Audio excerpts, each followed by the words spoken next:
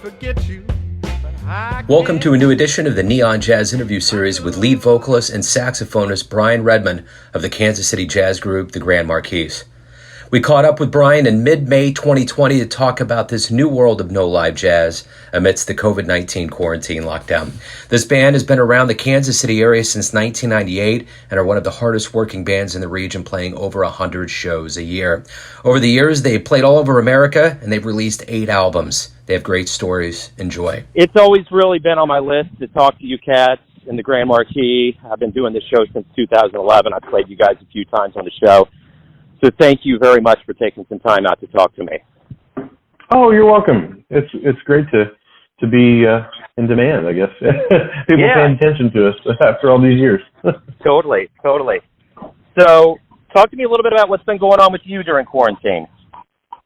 Well, it's kind of a time to, as the band, we haven't really been able to get together in person. So I've taken it as a time to just soak in and, because, to try to write songs and to try to gather in information that can be put out as completed art later. We've done some collaboration online where we've recorded some things and sent it to each other as basic ideas so that when we get together, it'll be easier. And the reason we do that, we have a very collaborative writing style. And so just doing it not in person, it doesn't really work the best for us. So we're kind of coming up with our own pieces and then we'll be able to kind of assemble them later. Talk to me a little bit about how you realized and knew, like in mid-March or even early March, that this big, massive domino of no live jazz was falling. Well, we were playing, this is I would say the week of the March 9th. Things started kind of happening that week, and thankfully we were able to play a show in Lincoln, Nebraska on Thursday the 12th. That was when I think, I forget what the local restrictions were, but it was, everything was starting to kind of come in like an accordion. If you're squeezing an accordion in, that's kind of what it felt like. And so, I think at that point it was maybe crowds of 1,000 or less, and we were okay because we're playing the Zoo Bar in Lincoln, and that's a tiny place. And then the last show we played, we debated kind of whether we should do it or not, but they'd sold out the place, and it was at Noche in Des Moines. And that ended up being the last show we played. We were going to play the replay in Lawrence the next day, but that's when kind of all the basketball tournaments were ceasing in the middle of their tournaments, and it really wasn't anything we could play. And then we were also debating St. Patrick's Day. We were supposed to play in Westport at the Westport Saloon for the 3rd year in a row, and that was kind of an hour-by-hour decision that Travis Fields, the owner of the Westport Saloon, really was, I think, was really thoughtful and in how he approached it. He was really he wanted a win-win for everyone, so he really tried his best to figure out a way to make a performance happen if it was possible. And in the end, it was the right decision not to host music and to start the quarantine. Really, for us, it really started officially on that 17th of March. Talk to me a little bit about what fans can do right now to kind of keep you all afloat, to kind of keep jazz moving during this time of no live jazz. I know it's really rough on a lot of musicians, and there's things that can be done that can help you guys out. What can people do? Sure. Something that happened this Sunday, we had a fan that purchased all our digital music on our website, grandmarquis.net. And unlike other streaming services that pay, fractions of pennies, that purchasing the digital music directly from our website just benefits us directly. There's no markup or third party, like an iTunes or or anything like that. So that was a really nice thing that happened recently. Also, I'd like to say the KC Jazz Ambassadors are a very great way to donate to, for fans that are fans of not only us, but other performers in the area. And they have a virtual tip jar. I think it's kcjazzambassadors.org. They have a great virtual tip jar, and that organization has helped us out directly in this time. And they help so many local jazz and performing artists, musicians. So you guys have been around here for a while. 98 was when you started up. Talk to me a little bit about the beginnings and kind of some of the influences that have really made you who you are. Oh, sure. Yeah, 98 was the year we started and really came together, more of a late 40s, early 50s rhythm and blues influence, rockabilly influence, Tom Waits type of influence. Just started out as a four-piece. I was playing saxophone. We had drums, upright bass, and guitar. And the guitarist also sang. Carl Hansen, Slim Hansen, was the guitarist and singer at the time. And so, yeah, we started with that influence.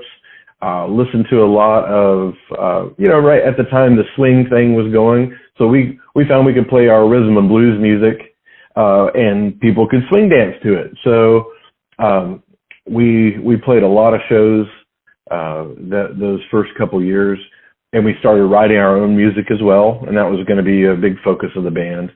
So we came out with a CD in 2000, and then in September 11th of 2001, then the world changed, and we got, live music got a punch in the face,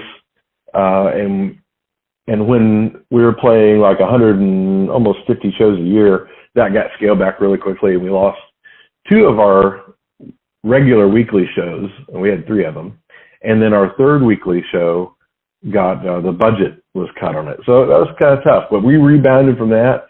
And in 2003, we'd recorded two different CDs, and in 2003, Slim Hansen left the band.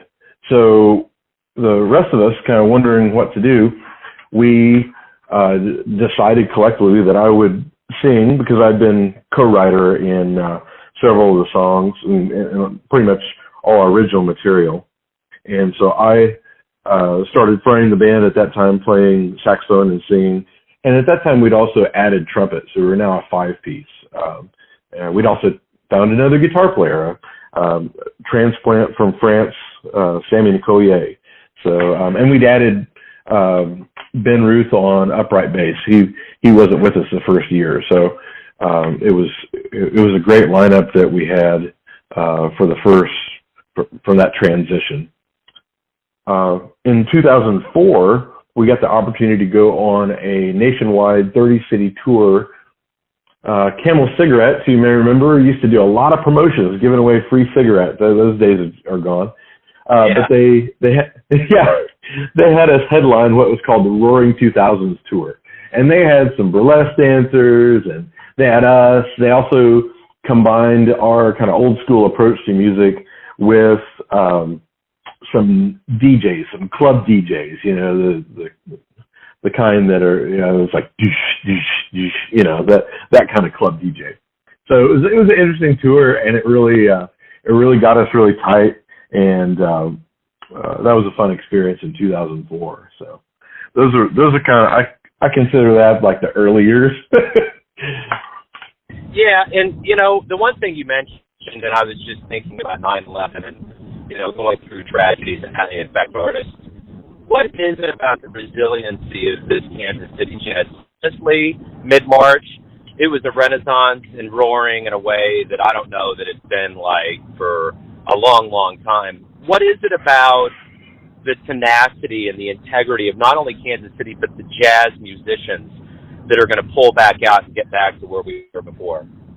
I think the jazz community in particular, the individuals that I know that comprise that community are very resilient folks. They're very tough, and they're creative, and really they have a winning spirit. So they're not going to let something get them down. They're going to find ways to overcome challenges. And, you know, just from my experience being also not only a musician, but also working in corporate America as much as I have, I know those are the kind of people that actually corporate America needs, you know, just the type of personality, because they'll find solutions, that they'll approach things creatively. And people really are drawn to that type of personality. That's the type that doesn't ask for a handout, but just they're charismatic people that people want to support. They want to root for them. And they also produce great art, and that makes people want to support them. And whenever they start making art again, in whatever capacity, people are going to be drawn to them as not only just great people and great personalities, but the art that comprises our local culture. And I think people identify with that as a local art form more than they would maybe with something else. You know, you played a long time in Kansas City, and you've seen a lot of faces, a lot of crowds. What is it that you like the best about the Kansas City audience? They're very knowledgeable. Number one. Number two, I mean, so they know their history for the most part, right? If you travel around to different other cities that aren't quote cradles of jazz, if we can use that term loosely. If you travel around to other cities, they have a basic knowledge in general, it seems, of music, but outside of New Orleans, maybe, because that's its own world. But Kansas City audiences really, they kind of have a history of perspective. They kind of know that what Kansas City was as a cradle of jazz. They have that as a background. And the other thing that is awesome about Kansas City audiences is they support a wide variety of genres. So that makes it a lot easier for artists to experiment and collaborate with different styles of music.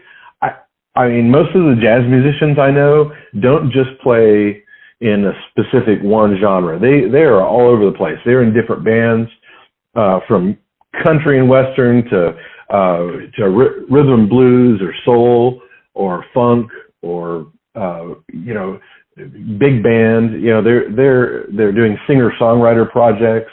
They've really got their hands in a lot of different pies, and I think it really makes our scene more vibrant too. What is it about the Grand Marquis that's been around for, 98, that's nothing to sneeze at. That's been a long time. What is it about the way you all communicate on stage, how you present yourself as a act on stage? What's been the key to you all not only doing this well, but the longevity that you've held on to? I heard the answer to this question recently, in that we were just talking about longevity with someone a couple weeks ago, and this guy told Ben, our bass player, it's like, you guys have each other's backs.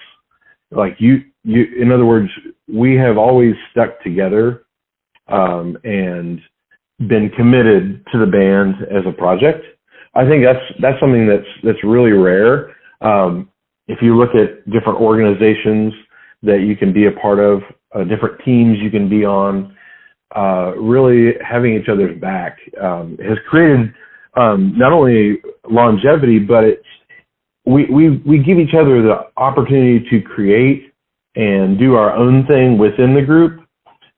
When we write, we collaborate, and the more we collaborate, the more invested that we all are.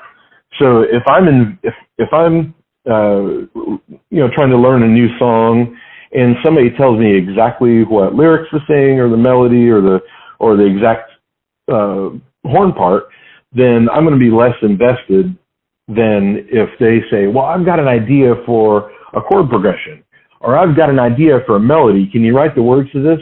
Or, you know what I mean? It gives you more. So now if I'm creating create it, I'm more invested in it, and I have a more sense of ownership, and that's something that I don't want to lose. That's a valuable thing. So we're going to eventually get back to live music. I mean, COVID-19 will end, and you'll get back on the stage, and we'll get back in the crowd. What do you hope collectively, both musician and audience member, gets from this absence of live music that we realize about it when we come back? I definitely think, obviously, an appreciation. I'd like at some point for the actual value of the live performance to return. Being in the scene as long as I have, I'm seeing, unfortunately, not a lot of income growth. Back when we started in '98, our average gig was like $250. We thought, oh great, we're a 4-piece, we can get $250, or a 5-piece, at least $50 a piece. That's our floor, right, for a club gig. And really, to see it not do more than about double that in 20 years is pretty scary. And the trouble is, you have people coming along that they don't know that that's not a good price, and so people are willing to work for less, and there's a lot of complexity to that. But the point being, as a positive, I hope that we're able to find some way to monetize it, to say this is so valuable, I will pay more for it. The second part of that is, I think we really need to find ways to have online concerts every time we play live and sell virtual tickets across the globe.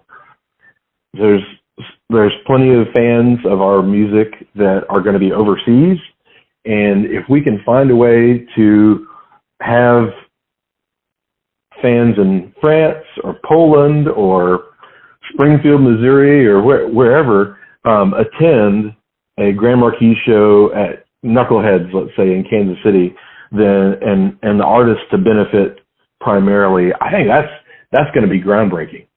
I totally agree, and I think that's the key to this, is that I think nothing's going to replace live music, but I think there's been innovations. There's been kind of, it's kind of weird, Every time there was a new technology in music, the music industry would always be moaning, oh my God, we're going out of business. Oh my God, it's terrible. We go from 8-tracks to tapes, to CDs, to digital, and nothing really changed, it was always musicians made the money off doing live music, and then the share was pretty much the same. So I see now kind of this new revenue generator with live streams. And if it's something, and I've heard too that a lot of touring acts don't like to go out in the winter, and ironically, this winter might be one of the most heavily hit live tours ever, because everybody's going to get out of the home. But I think, there's a possibility if the weather's really bad, you can have a virtual show, or if there's a bad stretch, it's not like everything's silent. So I think there's things that the music industry and musicians can wake up to that can only benefit them in this time, not replace. Right. I wouldn't want to see that, but to kind of aid and abet what is already going on. Yeah, and I think that would help. If you're in a remote location, if you're in Montana, you want to be able, or something where nobody's going to be touring there, as much, then you're at least able to have music accessible. And I think it will change. That could change, the way that we do tours and things like that, because there's a lot of right at our level, there's a lot of overhead involved in packing up the van that we have to own and insure and gas up and drive, and the time involved in travel and things like that is time that we could be spending doing other things, from working or being with our family and stuff. So I think that may affect that. The other thing that to piggyback off that is that we've recently seen, just the decline. There's been a decline in CD sales, but we haven't seen a corresponding amount of digital sales pick that back up. It's not a 1-for-1. People are just streaming, and that doesn't get you anything as a musician. thank you for opening up about the band. Again, it's great to talk to you. I've always had you guys on my radar, always wanted to talk to you, and it seems like now during quarantine times, it's been a little easier, obviously, to catch up with everybody. So I hope there comes a time where you're too busy and you can't talk to me again. We'll get back there. It just takes a lot of hustle, and that's never going to change. Whether you get hit by 9/11 or you get the recession in 2008 or so, or the pandemic in 2020, and there's probably others. But you always got to hustle, and we look forward to getting back out there and seeing everybody. Thanks for listening and tuning in to another Neon Jazz interview, where we give you a bit of insight into the finest cats in Kansas City and spots all over the globe, giving fans all that jazz. And thanks to Bryan for his time, music, and stories. If you want to hear more interviews, go to Famous Interviews with Joe Domino in the iTunes Store. Visit Neon Jazz at youtube.com. And for everything Neon Jazz all the time, go to the neonjazz.blogspot.com. Until next time, enjoy the jazz, my friends.